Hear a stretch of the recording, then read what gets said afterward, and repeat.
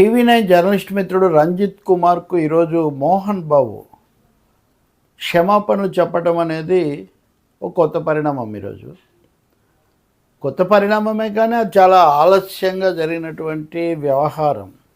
నటుడు మోహన్ బాబు తన ఇంటి దగ్గర జరుగుతున్నటువంటి గొడవ, పోలీసుల జోక్యం, వీటిని నివేదించడానికి, కవర్ చేయడానికి వెళ్ళిన మీడియా మీద సరిగ్గా మీడియా మైకుతోనే విరుచుకుపడ్డాం.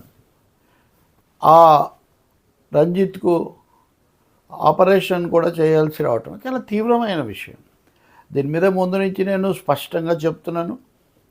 కాకపోతే కొంతమంది దీన్ని మీడియా అత్యుత్సాహం, మోహన్ బాబు కూడా తప్పే, కానీ మీడియా అది అత్యుత్సాహం అన్న పద్ధతిలో మాట్లాడుతూ వచ్చారు. మోహన్ బాబు, ఆయన కుటుంబం, అంటే ఆయన కుమారుడు విష్ణుతో సహా జరిగినటువంటి పొరపాటును గుర్తించడానికి కూడా చాలా తటపటాయించారు, వెనుకాడారు, అటు ఇటు తిప్పారు. అసలు మీడియానో కాదో మాకు తెలియదు అన్నారు. ఎవరినైనా గాయపరచడం తప్పే కదా. రెండవది, మీడియా అత్యుత్సాహం అని ఎప్పుడు అంటుంటారంటే పడకటీలలో కెమెరాలు పెట్టకూడదు, సొంత వ్యవహారాలను అతిగా వాటి మీద దృష్టి మరల్చకూడదు, ఇట్లాంటివి చెప్తుంటారు. అది నిజమే, వాళ్ళ ప్రైవేట్ వ్యవహారాలు అయినప్పుడు, ఆంతరంగికమైన గోప్యమైన విషయాలు అయినప్పుడు. ఇది బహిరంగంగా అన్నదమ్ముల ఆస్తి తగాదాలో గోప్యత ఏముంది? పోలీస్ స్టేషన్లలో ఫిర్యాదు చేసుకున్న తర్వాత తండ్రి, ఒక వృద్ధుడే, ఒక 78 ఏళ్ల తండ్రి, నా ప్రాణాలు తీయాలని నా కొడుకు నుంచి నాకు ప్రాణహాని ఉంది అని ఫిర్యాదు చేసి ఇది మా ఇంటి వ్యవహారం అని చెప్తే ఎలా కుదురుతుంది? అలాగే కుమారుడు కూడా ఫిర్యాదు చేశాడు. ఎవరైనా కానీ 100 నెంబర్కి ఎప్పుడు ఫోన్ చేస్తారు? ఇంకా ఏమీ రక్షణ లేనప్పుడు SOS సేవ్ అవర్ సోల్స్ అని ఫోన్ చేస్తారు. కాబట్టి ఇక్కడ జరిగిన తప్పు, పొరపాటు, లేదా ఘర్షణ, లేదా సమస్య, అంతర్గత సమస్య కావచ్చు. అది ఇంట్లోనే ఉంటే ఎవరికి తెలుస్తుంది? అంతకుముందు ఏమి రాలేదు కదా. కాబట్టి ఇక్కడ పరిస్థితి ప్రత్యేకతను, సందర్భాన్ని గమనించకుండా మీడియాకు నీతులు చెప్పడానికే కొంతమంది సిద్ధమయ్యారు. మీడియా తర్వాత కూడా ఏదైనా చెప్తే దాని మీద మాట్లాడండి, కానీ ఆ రోజు ఒక మాజీ ఎంపీ కూడా ఒక పెద్ద విద్యా సంస్థ, అది ఒక విధంగా యూనివర్సిటీ స్థాయి ఉందని చెప్తున్నటువంటిది, దానికి కూడా అధినేత, ఆయన అధిపతి, ఆయన మైకు తీసుకొని మీడియా వాళ్ళ మీద దాడి చేసి గాయపరచడం కంటే ఇంకా మీడియా స్వేచ్ఛ మీద దాడి ఏముంటుందండి? అది కూడా అత్యుత్సాహం ఖాతాలో కలిపితే ఎట్లా? ఆ తర్వాత విష్ణు తిరిగి వచ్చిన తర్వాత సారీ చెప్తారేమంటే ఆయన అటు ఇటు చాలా తిప్పి తన తండ్రి చేశారు అన్నది మటుకు చెప్పకుండా జరిగి ఉండకూడదు, అది ఇది ఏదో చెప్పారు. ఇంకా తర్వాత 2 రోజులకు మోహన్ బాబు స్వయంగా బయటకు వచ్చి ఆయన కూడా అది మీడియా అని తెలీదు, మీడియా మైక్ అని తెలీదా కనీసం? కాబట్టి ఎవరి చేతిలో నుంచి మైక్ లాక్కుంటే వాళ్ళు మీడియా వాళ్ళ ఇంకెవరు? కాబట్టి ఇదంతా తర్క విరుద్ధంగా సమర్థించుకోవడానికి చేసిన ప్రయత్నం. పైగా మీడియా ఏదో తమ మీద TRPల కోసమే బతుకుతుంది, తమ వార్తలు వేసుకొనే బతుకుతుందన్న స్థాయిలో చెప్పడం, ఇదంతా చాలా ఖచ్చితమైనటువంటి అతిశయాన్ని.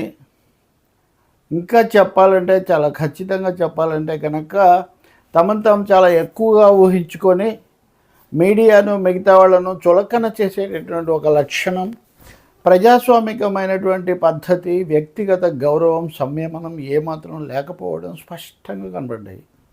ఆ స్థాయిలో మనుషులు అలా చేయడం చాలా తక్కువసారి చూస్తాం మనం. సో ఈ సందర్భాలన్నీ చూడకుండా మీడియా అత్యుత్సాహం అన్నారు. వాళ్ళు కూడా దాన్ని ఆధారం చేసుకొని దీన్ని మీడియా మీదకి మరల్చవచ్చు అని వాళ్ళు కూడా అనుకున్నారు. మీడియా మీద నాకు 100 విమర్శలు ఉన్నాయి, సినిమా వాళ్ళ మీద ఉన్నాయి, రాజకీయ నాయకుల మీద ఉన్నాయి, నా మీద నాకు కూడా ఉన్నాయి. విమర్శలు వేరు, విచక్షణ వేరు. ఇక్కడ విచక్షణ కోల్పోయి చేసినటువంటి దానికి ఇప్పుడు ఆయన ఆలస్యంగా, అంటే హత్యా ప్రయత్నం కేసు పెట్టారు వాళ్ళు, అది తీవ్రంగా పోలీసులు అడుగుతున్నారు. పోలీసులకు వాంగ్మూలము ఇచ్చాము అని చెప్తున్నప్పటికీ ఇవ్వడానికి అందుబాటులో లేరు, మాకు దొరకడం లేదని వాళ్ళు మీడియాకు తెలియజేశారు. హైకోర్టులో వెంటనే ఉపశమనం కావాలంటే వాళ్ళు ఇవ్వలేదు, కేసు వాయిదా వేశారు.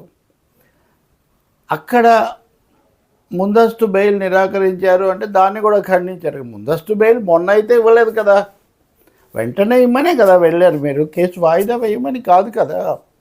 కాబట్టి ఇక్కడ అన్నీ స్పష్టంగా ఉన్నాయి. ఇక పోలీసులు పిలుస్తుంటే చివరకు వాళ్లకు ఆరోగ్యం బాగాలేదు తర్వాత వస్తున్నారు, పొరపాటు ఏం లేదు. అలా వాళ్ళు ఒప్పుకున్నప్పుడు వెళ్ళి చెప్పొచ్చు. తుపాకీని కూడా స్వాధీనం చేయమన్నారు. ఏడాది పాటు మేమేం కీచులాడుకోము అని, కొట్లాడుకోమని హామీ ఇమ్మన్నారు. ఇవన్నీ దేన్ని సూచిస్తున్నాయండి? ఇవన్నీ మీడియా అత్యుత్సాహంతో వచ్చినవా? కాబట్టి ఇప్పుడు మోహన్ బాబు క్షమాపణ చెప్పి తనందు కొంచెం జ్ఞానోదయమైనట్టుగా వ్యవహరిస్తున్నారు. కానీ ఈ రకంగా మీడియాను తిట్టిపోసిన వాళ్ళకి జ్ఞానోదయం అవుతుందా లేదా, వాళ్ళు ఆలోచించుకుంటారా లేదా, మనం చూడాల్సి ఉంటుంది. ఇంకా రెండవది, ఆయన చెప్పినంత మాత్రాన వాళ్ళు కేసు ఉపసంహరించుకుంటారా లేదా అనేది ఒకటి, పోలీసులు ఎలా స్పందిస్తారనేది రెండు, కోర్టు ఎలా చూస్తుందనేది మూడు. ఇవన్నీ మూడు కోణాలు ఉంటాయి. నాలుగో కోణం వస్తుంది, కొత్తగా ఈ ఘర్షణలు మళ్ళీ ముదరడం.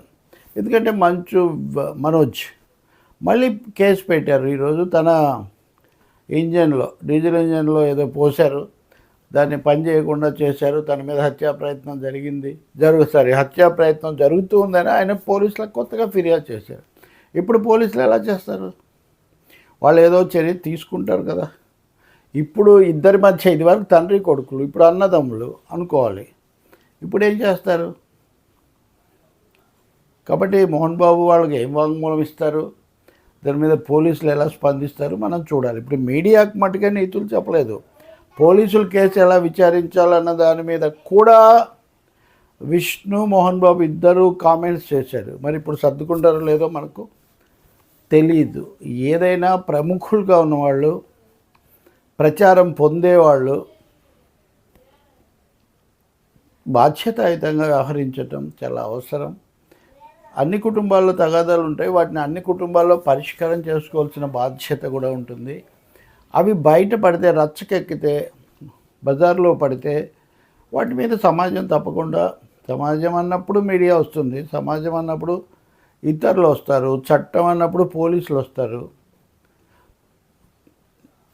న్యాయస్థానాలు వస్తాయి, ఇవన్నీ జరుగుతాయండి. ఏదైనా ఈ క్షమాపణ అన్నది చివరి అధ్యాయం ఏం కాదు, ఇంకా ఈ కథ మిగిలే ఉన్నట్టు అనిపిస్తుంది. కాదు, తొందరగా ముగియాలి, ప్రశాంతంగా పరిష్కారం కావాలని మటుకు మనం కోరుకుంటాం. మీడియాను గురించి తేలిగ్గా మాట్లాడి మీడియా మీద విమర్శలు చేయొచ్చు, తప్పకుండా చేయొచ్చు. కానీ దాని అర్థం మీడియా వాళ్ళు ఎప్పుడు ఉత్సాహం మాకు అవసరమైనప్పుడు చూపించాలి, మాకు బిరుదులో లేకపోతే అవార్డులో, మా సినిమాల ప్రమోషన్లో, మా కీర్తనలో చేయడానికి మటుకు చాలా ఉత్సాహంగా ఉండాలి. విమర్శలు, తప్పులు, లోపాలు, పొరపాట్లు ఉన్నప్పుడు మటుకు చాలా సంయమనం పాటించాలంటే మీరు కూడా పాటించాలి సంయమనం. ఎవరు ఇలాంటివి చేసేవాళ్ళు, ఇలాంటివి మాట్లాడేవాళ్ళు